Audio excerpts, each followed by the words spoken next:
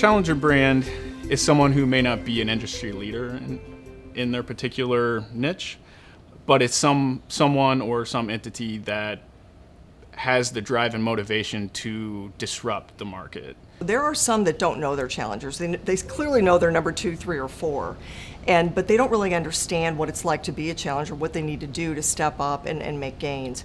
There are those who acknowledge, I'm an innovator, and they may not think they're a challenger, but they're thinking, I want to come in and I want to take over this category and do something that nobody else has thought of.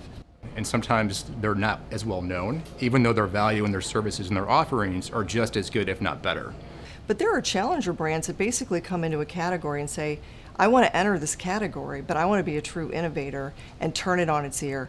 And so for people that don't want to wait for taxis and pay an arm and a leg, Uber, came, and now we have Lyft and so many more. It's completely changed the face of that category. And so that was a challenger coming in because nobody knew who they were. A lot of our challenger brands that we represent are going into new markets, so they're facing new competition. At the same time, they're developing new products, so they're trying to accomplish some aggressive things in markets maybe they weren't traditionally seen in. When we're on the early stages and thinking about something strategically, we think a little bit more in terms of where they are in their industry and better position them. So we need to figure out ways to make them stand out, to be a little more disruptive, to make their budgets work a little bit harder for them. What we're talking about with disruption is really figuring out a smart way to get attention, to be known, to be heard, to have your voice more present. I think all of our processes start with research. So market research, consumer research, research within the brand with stakeholders to really figure out who the brand is, what it is that they stand for, what they're trying to do, and then what's keeping them from doing that.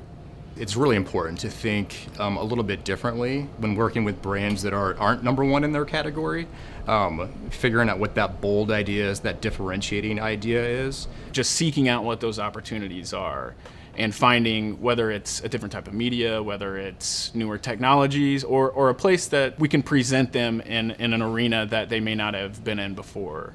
The nice thing about brands who see themselves in that sense is that they come to the table being a little more willing to take risks.